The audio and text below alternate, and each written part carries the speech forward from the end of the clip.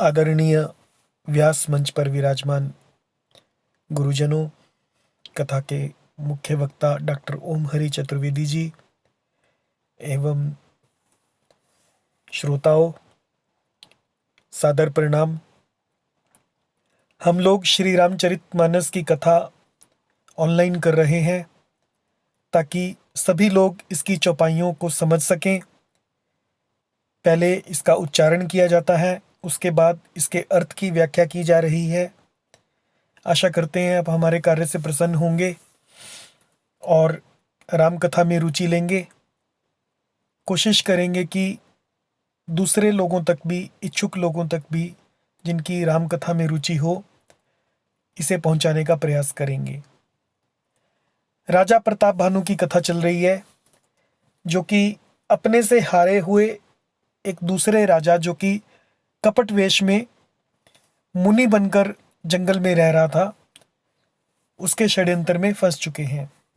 आगे की कथा देखिए।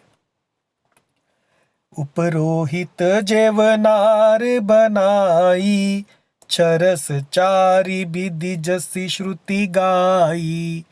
माया मय तेहि कीन रसोई, बिंजन बहुगनि सकई न कोई।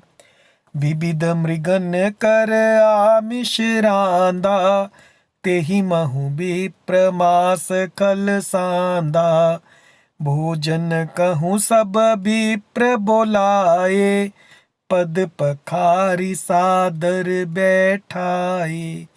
पर सुन जब ही लाग मही पाला, भय आकाश बानी तेहि काला। विप्र वृंद उठी उठी गृह जाहू, है बड़ी हानि अन्न जनि खाहू। उभय रसोई भूसुर मासु, सब द्विज उठे मानि विश्वासु। भूप बिकल मति मोह भुलानी, भावी बस न आव मुख बानी। बोले विप्र सकोप तब, नहीं कछु कीन विचार। जाय निशाचर होहु नृप, मूढ़ सहित परिवार। उपरोहित जेवनार बनाई। जो पुरोहित था उसने रसोई बनाई, लेकिन वो पुरोहित नहीं है, वो कपटी मुनि पुरोहित के वेश में है। पुरोहित का तो उन्होंने अपहरण कर लिया है कालकेतु राक्षस के माध्यम से। 6 रस और भोजन कैसा बनाया, जिसमें 6 रस हैं और 4 विधि, 4 प्रकार के, जैसी श्रुति गाई, जैसा कि वेदों में वर्णन है। 6 रसों वाले और 4 प्रकार के भोजन बनाए गए। मायामय तेहि कीन रसोई, उसने मायामयी रसोई तैयार की। व्यंजन, व्यंजन बहुगनी सकई न कोई, और इतने व्यंजन बनाए कि कोई उसे गिन नहीं सकता। विविध मृगन कर आमिष रांधा, अनेक प्रकार के पशुओं का, मृगन यानी पशुओं का, आमिष रांधा, मांस पकाया। तेहि महु विप्र मास खल सांदा, तेहि महा, उसके बीच में विप्र मास, ब्राह्मणों का मांस मिला दिया। खल सांदा, दुष्ट ने। भोजन कहूं सब विप्र बुलाए, और भोजन करने के लिए सभी विप्रों को यानी ब्राह्मणों को बुलाया। पद पखारी, चरण धोकर सादर बैठाए, आदर सहित बैठाया। परुसन जब ही लाग मही पाला, मही पाला यानी मही यानी पृथ्वी, मही का पालन करने वाला राजा।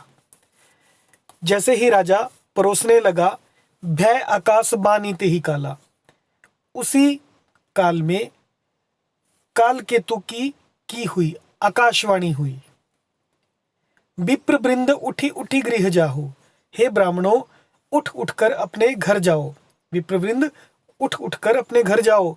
है बड़ी हानि अन्न जनि खाहो, इसमें बहुत हानि है, इसका अन्न जनि यानी मत, मत खाओ, इस अन्न को खाने में बहुत हानि है। भयो रसोई भूसुर मांसो, रसोई में भू यानी भूमि, सूर्य यानी देवता, तो ब्राह्मणों को पृथ्वी के देवता भी कहा जाता है। रसोई में ब्राह्मणों का मांस बना है, सब द्विज उठे मानी विश्वासो।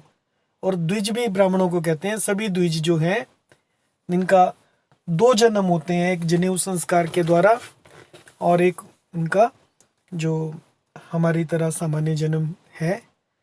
तो द्विज कहते हैं उन्हें। उठे मानी विश्वासो, वो विश्वास मानकर उठ खड़े हुए। भूप बिकल मति मोह भुलानी, राजा व्याकुल हो गया परंतु उसकी बुद्धि मोह में भुलानी यानी भूली हुई थी, उनके बस में थी। भावी बसना आव मुख बानी, होनहार उनके उसके मुख से एक भी बात नहीं निकली, बोल नहीं पाया कुछ भी कि क्या हो रहा है, समझ नहीं सका। बोले विप्र सकोप तब, तो जो विप्र हैं ब्राह्मण हैं वो कोप सहित, सकोप मतलब कोप सहित, क्रोध से कहा नहीं कछुकी न विचार, उन्होंने कुछ भी विचार नहीं किया। जाई निशाचर होहु नृप, और राजा को श्राप दे दिया कि जाओ निशाचर होहु, आप तुम राक्षस बन जाओ।